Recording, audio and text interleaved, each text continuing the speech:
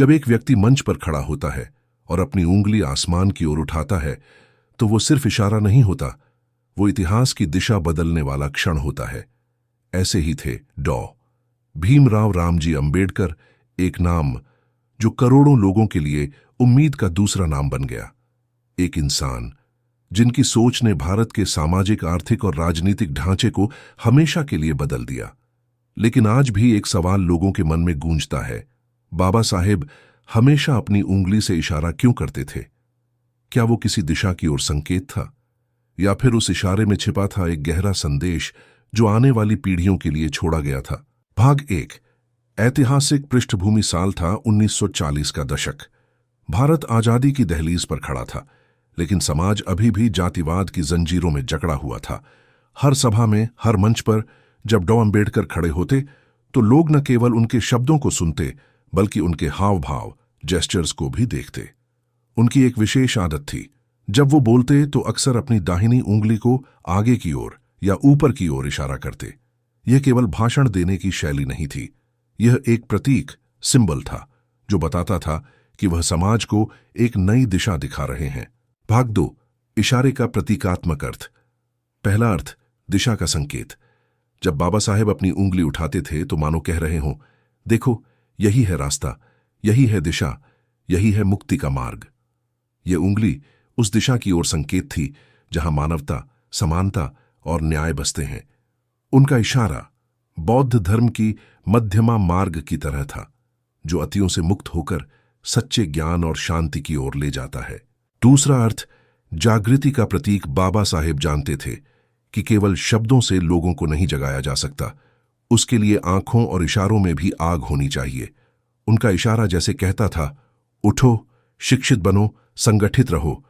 यह उनका प्रसिद्ध नारा भी था, एजुकेट, एजिटेट, ऑर्गेनाइज।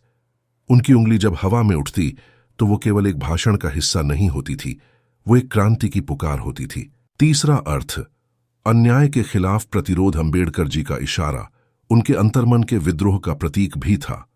वो समाज से कहना चाहते थे, मैं झुकूंगा नहीं, मैं डरूंगा नहीं और मैं तुम्हें जगाऊंगा।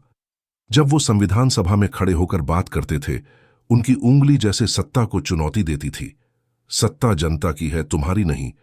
उनका हर इशारा असमानता के साम्राज्य पर एक प्रहार था। भाग 3। इशारे के पीछे की मनोवैज्ञानिक शक्ति। भाषण कला में जेस्चर्स यानी हाव भाव का बहुत महत्व होता है, लेकिन बाबा साहेब का इशारा केवल एक भाषण शैली नहीं थी, वह एक मनोवैज्ञानिक संदेश था। जब वो उंगली उठाते तो लोगों के मन में आत्मविश्वास जागता। उनकी नजरें उस उंगली की दिशा का पीछा करतीं, मानो कोई नई दुनिया दिखाई दे रही हो। इस इशारे ने अनगिनत दलितों, मजदूरों और वंचितों के दिल में आत्मसम्मान की चिंगारी जलाई। भाग 4। बौद्ध दृष्टिकोण से अर्थ। 1956 में जब उन्होंने बौद्ध धर्म अपनाया तो उस क्षण भी उन्होंने अपनी उंगली उठाई थी, आकाश की ओर, शांति और ज्ञान की दिशा में। बौद्ध कला में भी उंगली का इशारा, मुद्रा, बहुत मायने रखता है, विशेषकर अभय मुद्रा, जिसका मतलब है डरो मत। डॉ अंबेडकर का इशारा ठीक वैसा ही था, एक अभया मुद्रा जो कहता था, डरो मत, सच्चाई के मार्ग पर चलो, न्याय तुम्हारे साथ है। भाग 5। समाज पर प्रभाव। उनकी तस्वीरें जिनमें वे उंगली उठा रहे हैं आज भी अंबेडकर आंदोलन की पहचान बन चुकी है। आप किसी भी गांव, शहर या बस स्टैंड पर बाबा साहेब की मूर्ति देखिए, अधिकांश मूर्तियों में उनका वही इशारा है, उंगली आगे की ओर, क्योंकि वह मूर्ति केवल एक प्रतिमा नहीं बल्कि एक संदेश है, आगे बढ़ो, पीछे मत देखो। यह इशारा अब करोड़ों लोगों की मानसिक स्वतंत्रता का प्रतीक बन गया है। भाग 6। आलोचना और गलतफहमियां। कुछ आलोचक कहते हैं वो इशारा घमंड या गुस्से का था, लेकिन जो अंबेडकर को समझते हैं वे जानते हैं वो न्याय के प्रति दृढ़ता का संकेत था, न कि अहंकार का। उनकी उंगली कहती थी, मैं तुम्हें झुकाने नहीं आया हूं, मैं तुम्हें उठाने आया हूं।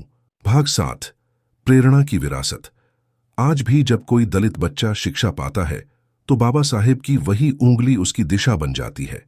जब कोई किसान अन्याय के खिलाफ आवाज उठाता है तो वह आवाज उसी इशारे की गूंज होती है। और जब कोई इंसान कहता है, मुझे इंसान की तरह जीने का हक चाहिए, तो वह बाबा साहेब की उस उंगली का असर है जो 70 साल पहले उठी थी और आज भी झुकी नहीं है। भाग 8। भाषणों में उस इशारे का उपयोग। उनके कई भाषणों के वीडियो और फोटो देखें, जैसे राउंड टेबल कॉन्फ्रेंस या संविधान सभा का भाषण, तो हर बार उनकी उंगली किसी विचार की ओर उठती है। हमारा भविष्य, हमारा अधिकार, हमारी दिशा। उनका इशारा हमेशा किसी विचार या मूल्य की ओर होता था, न कि किसी व्यक्ति की ओर। वो किसी को नीचा दिखाने नहीं, बल्कि सबको ऊंचा उठाने के लिए उठती थी। भाग 9। आधुनिक संदर्भ में इशारे का अर्थ। आज के समय में जब समाज फिर से भेदभाव और नफरत की राह पर चलने लगता है, तो बाबा साहेब का वो इशारा हमें याद दिलाता है कि दिशा वही है जो समानता, शिक्षा और मानवता की ओर जाती है।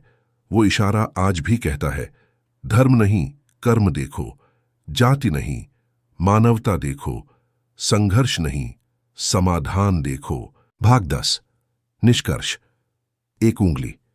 हजार अर्थ। बाबा साहेब का उंगली उठाना केवल एक मुद्रा नहीं, एक घोषणा थी। वो कहते थे, मैं तुम्हें रास्ता दिखा रहा हूं, अब चलना तुम्हें है। आज उनकी हर मूर्ति, हर तस्वीर हमसे यही कहती है। संविधान तुम्हारे अधिकारों की ढाल है और शिक्षा तुम्हारी तलवार। जब भी तुम अन्याय देखो तो उसी तरह उंगली उठाओ, सवाल पूछो, दिशा दिखाओ और समाज को जगाओ। समापन नैरेशन। धीमी पृष्ठभूमि संगीत में एक उंगली जो सिर्फ दिशा नहीं दिखाती बल्कि आत्मा को झकझोर देती है। एक उंगली जिसने करोड़ों लोगों को झुकने नहीं दिया, और एक उंगली जो आज भी आकाश की ओर उठी है, यह बताने के लिए कि इंसानियत सबसे ऊंचा धर्म है।